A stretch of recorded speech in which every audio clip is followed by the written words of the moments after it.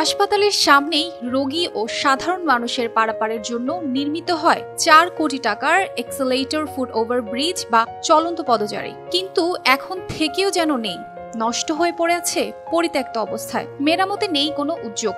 City corporation বলছে কি আর করা যায় সেটি নিয়ে এখনো ভাবছেন তারা।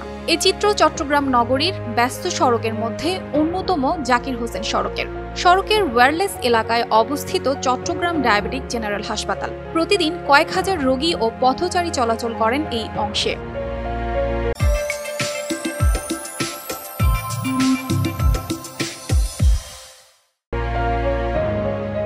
রোগী ও সাধারণ মানুষের পারাপারের জন্য ২০২০ সালে হাসপাতালের সামনে চলন্ত সিঁড়িযুক্ত পদচারী এই সেতু নির্মাণ করেছিল চট্টগ্রাম সিটি কর্পোরেশন।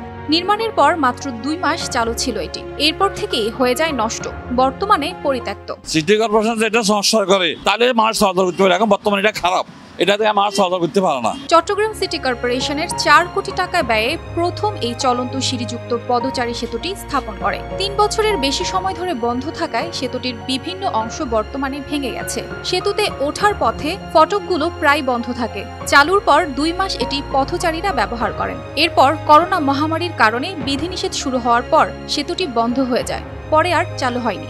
এই পদচারী সেতু এড়িয়ে লোকজন আগের মতোই ঝুঁকি নিয়ে সড়ক পারাপার হন। সংস্কার ও রক্ষণাবেক্ষণ না করায় এটি এখন পরিত্যক্ত। জিইসি থেকে এ.কে. খান মোড় পর্যন্ত সড়ক জুড়ে সাধারণ মানুষের ব্যবহারের জন্য এটি একটি পদচারী সেতু ছিল, সেটিও বন্ধ।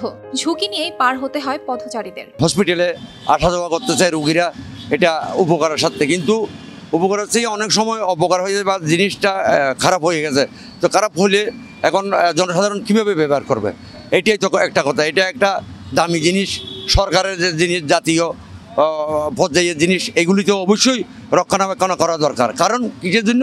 জনসাধারণ থেকেও বা ভালো যারা আছে তারা রোগীর জন্য তো একটু এগুলি বেশি ভালো করার দরকার। এ নিয়ে চট্টগ্রাম সিটি মেয়র দাবি করেন এই ব্রিজ এখন আর কেউ ব্যবহার করে না, তাই পুনরায় চালু করার কোনো দরকার আছে বলে তিনি মনে করেন না এবং জানান এতে শুধু বিদ্যুৎ খরচ হবে। ওখানে যে ফুটওভার ব্রিজটা আসলে করা হয়েছে, এখানে জনসমাগম কেমন হয় আপনারাও দেখেন, আমরাও দেখি। অনেকেই প্রস্তাব দিয়েছে এই ব্রিজটা এখান থেকে সরিয়ে নেওয়ার জন্য। এটা সচল করলো, এটা যে খরচটা আসে, এসকালেটর চলাচল ডিটিসি খরচটা আছে, বিদ্যুৎ খরচটা আছে, কিন্তু মানুষ তো উঠে না। পরিত্যক্ত অবস্থায় থাকায় বর্তমানে সেতুটি বেহাল হয়ে পড়েছে। সেতুতে ওঠার ২ পাশে চলন্ত সিঁড়ির ব্যবস্থা রয়েছে, তবে বর্তমানে তা বন্ধ।